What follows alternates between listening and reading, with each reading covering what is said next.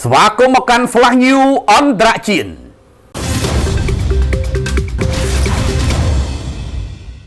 មានត្រឹមប្រព័ន្ធការពារដែនអាកាស S400 ប្រទេសល្មមទៅមិនរួចនោះទេសូម្បីតែអង្គការ NATO ក៏ឈឺក្បាលដោយសារតែវាដែរនេះបើយោងតាមការចេញផ្សាយដោយកាសែត The Nation Interest ថ្មីត្បិតតែលេងមានភាពទំនើបដូចពីមុនក៏ដោយក៏ប៉ុន្តែ S400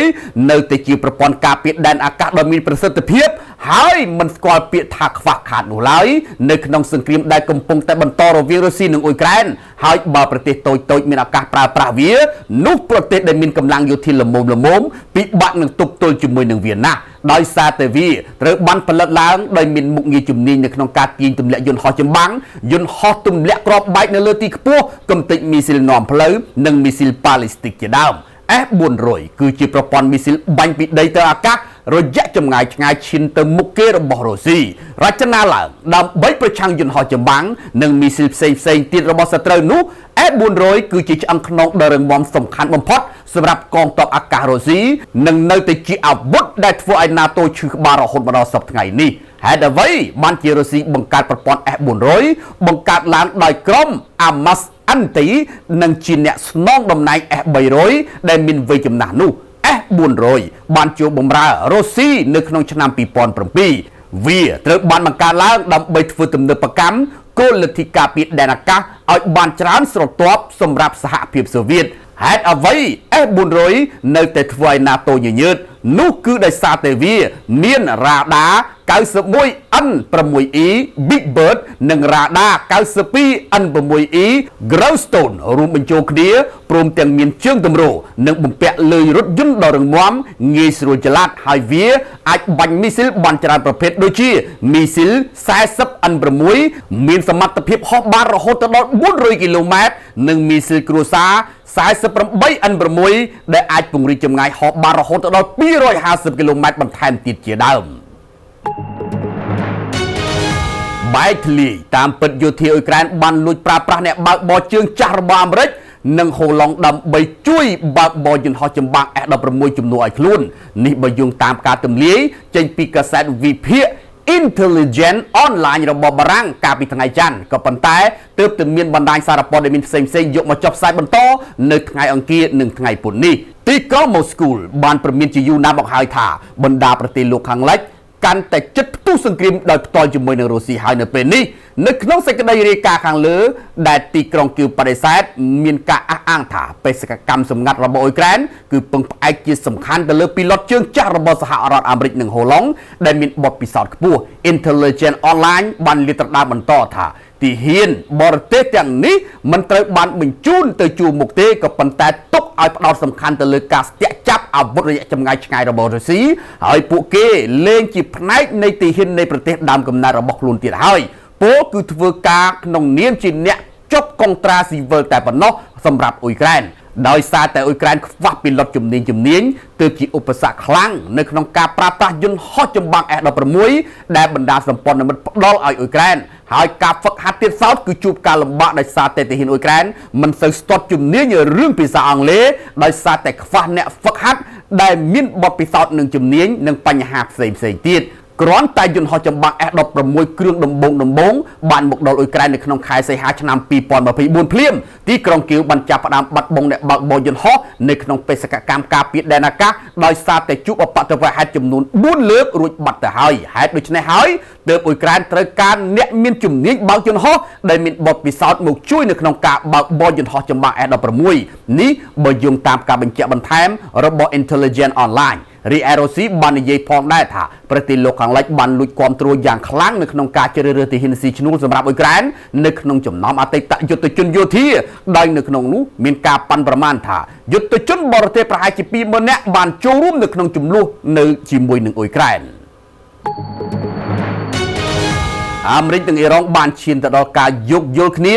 លើគោលការណ៍ណែនាំនៅក្នុងកិច្ចចរចានុយក្លេអ៊ែរហើយនិយាយឲ្យចំគឺមានការរីកចម្រើនទៅមុខនេះបើយោងតាមការលើកឡើងរបស់រដ្ឋមន្ត្រីក្រសួងការបរទេសអ៊ីរ៉ង់ប៉ុន្តែលោកបានព្រមានថានៅមានកិច្ចការងារជាច្រើនទៀតត្រូវជជែកគ្នាបន្តមុនឈានទៅដល់កិច្ចព្រមព្រៀងណាមួយគណៈលោកអាប់ឌុលឡាអាលីហ្គាម៉ានីមេដឹកនាំកំពូលអ៊ីរ៉ង់នៅតែព្រមានអាមេរិកកប់មាត់ថាការប៉ុនប៉ងណាមួយនៅក្នុងការផ្ដួលរំលំរដ្ឋាភិបាលរបស់លោកគឺមិនជោគជ័យនោះ រឡើយខ្ញុំជឿជាក់ថាយើងមានការរីកចម្រើនទៅមុខល្អ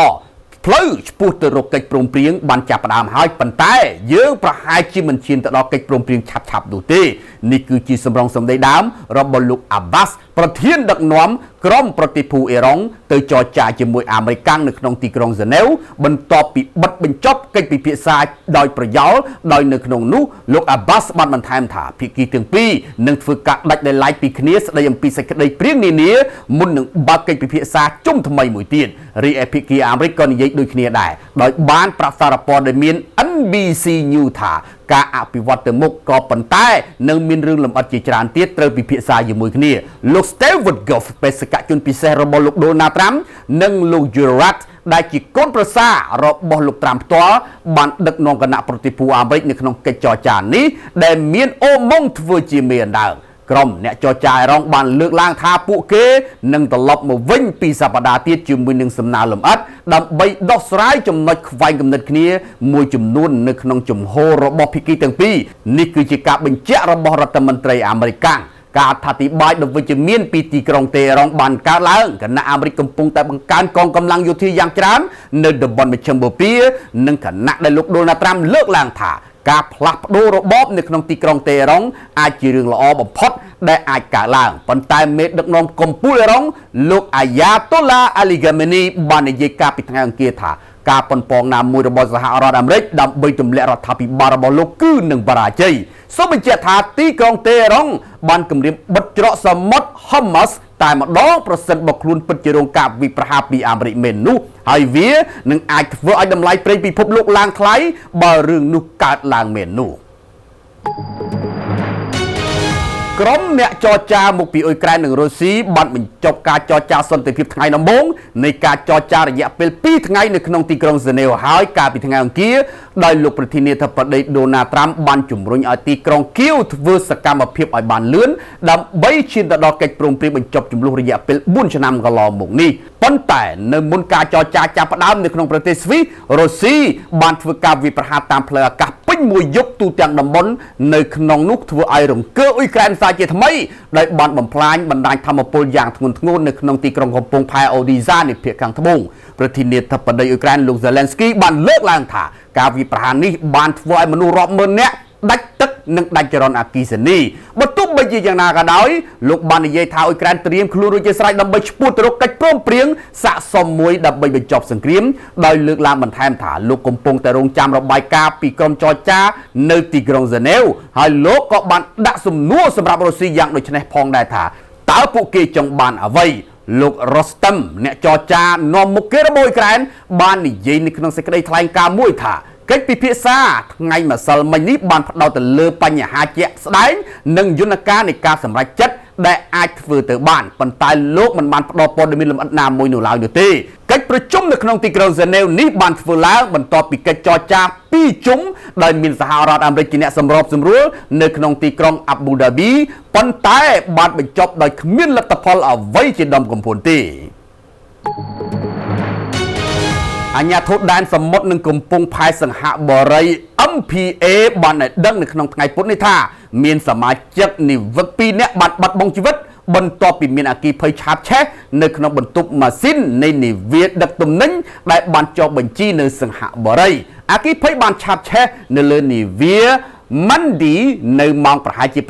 7:35 នាទីយប់កាលពីថ្ងៃអង្គារនៅឯឆ្នេរសមុទ្រនៃប្រទេសចិនដោយមានសមាជិកនាវិកមីយ៉ាន់ម៉ាចំនួន25នាក់នៅលើនាវានេះពេលកើតហេតុប៉ុន្តែគ្មានជនជាតិសង្ហបុរីនៅលើនាវានោះទេអាជ្ញាធរដែនសមុទ្រនិងកំពង់ផែសង្ហបុរី MPA បាននិយាយថាមិនទាន់មានរបាយការណ៍អំពីការបំពុលបរិស្ថានទេហើយថាខ្លួននឹងស៊ើបអង្កេតឧបទ្ទវហេតុនេះឲ្យបានដដល់គណៈក្រុមហ៊ុនកំពុងតែរៀបចំការអូសនាវានេះទៅកាន់កំពង់ផែយ៉ាន់តៃនៅក្នុងប្រទេសចិនអាជ្ញាធរដែនសមុទ្រនិងកំពង់ផែសង្ហបុរីបាននិយាយថាខ្លួនបានចូលរួមរំលែកទុក្ខទៅដល់ក្រុមគ្រួសារនៃអ្នកស្លាប់ហើយកំពុងតែតាក់ទងជាមួយនឹងក្រុមហ៊ុននិងអាជ្ញាធរចិនដែលពាក់ព័ន្ធដើម្បីផ្ដល់ជំនួយហើយសូមអរគុណសម្រាប់ការតាមដាន Flash News អន្តរជាតិ